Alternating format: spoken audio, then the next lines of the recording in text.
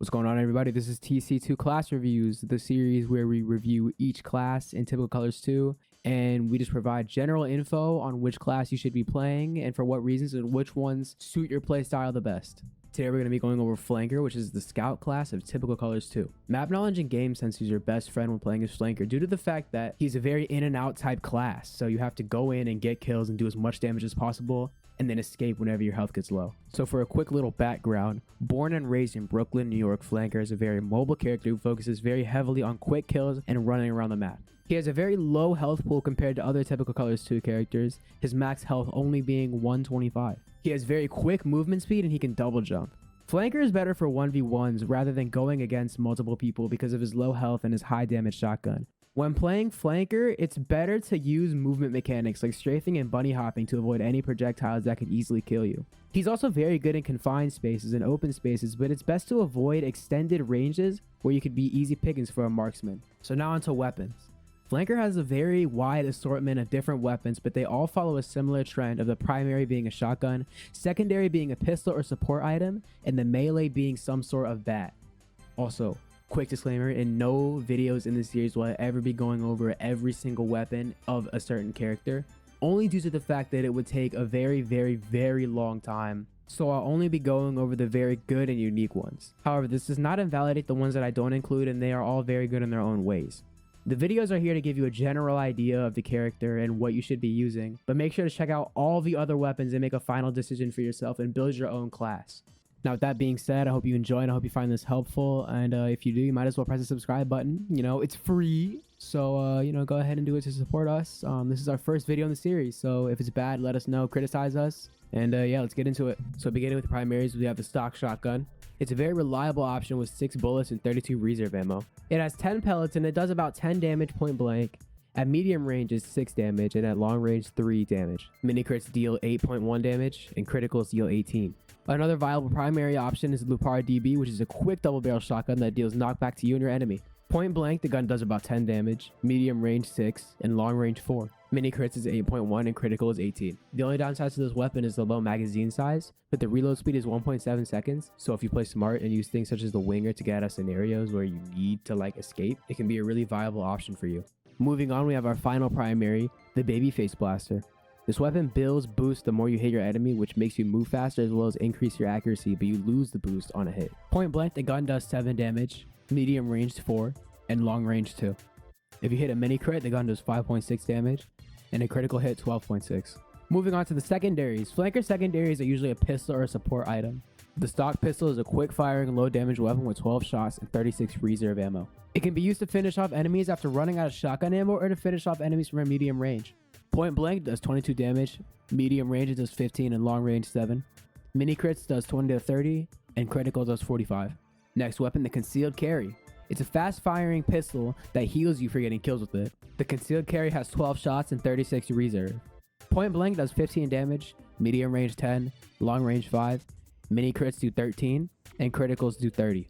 Finally, for the last pistol, the winger.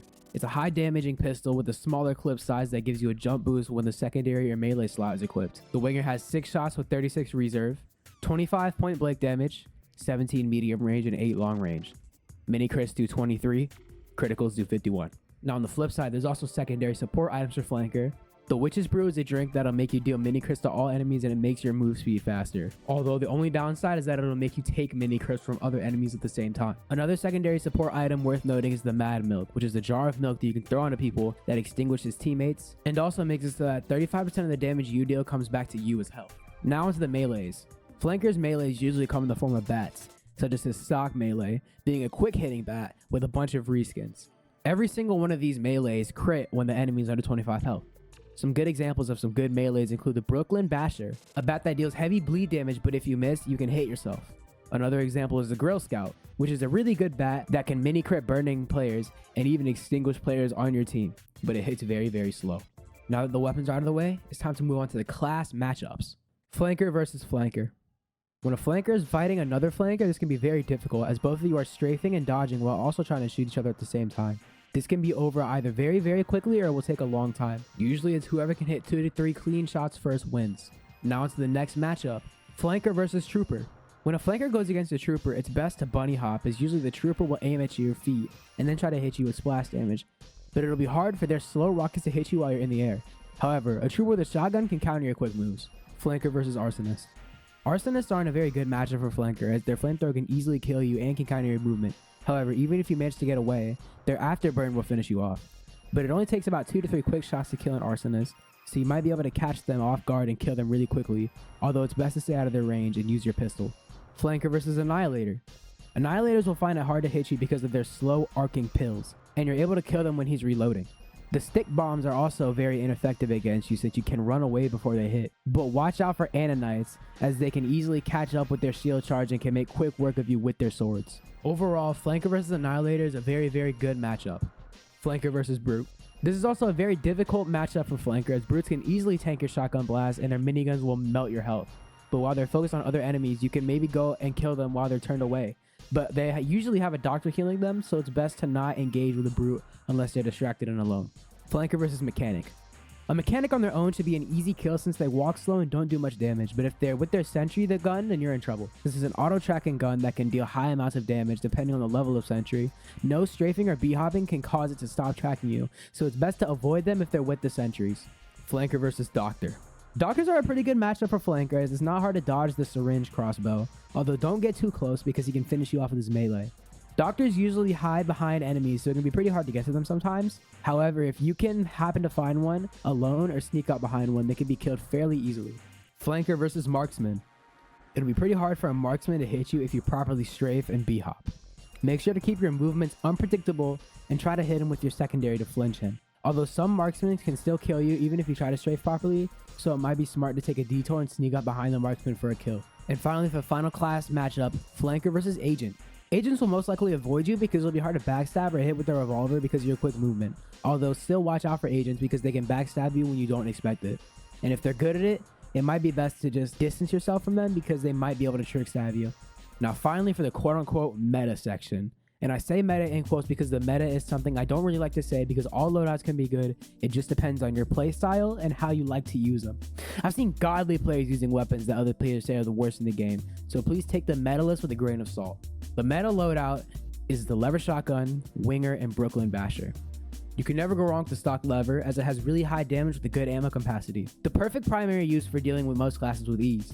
The winger is also good as well, because its one downside of a smaller clip size is not too horrible, and the positives of giving you increased damage and jump height while a secondary or melee is equipped really outweighs the negative. And the final weapon, the Brooklyn basher, which gives you a 20% increase in damage and deals bleed damage, which can be used to kill someone with ease or finish someone off. Although the downsides include a slower swing speed, and if you miss, you hit yourself. This downside can actually be an upside though, since if you hit yourself while you're being healed by a doctor, it can help them build supercharge quicker. Well everyone, that was a class review on Flanker. If you liked the video, please make sure to like and comment what you would like to see on the upcoming Trooper class review video. If you're even remotely interested in TC2 content in general, please subscribe because we're going to be posting a lot of it. You know, I really do appreciate Fusion for letting me voice this. You know, it was an honor. You know, I appreciate it very much. So subscribe to him, please. You know, it's been a blast and I really appreciate each and every one of you guys. Now with that being said, I hope I see y'all in the next video. Peace.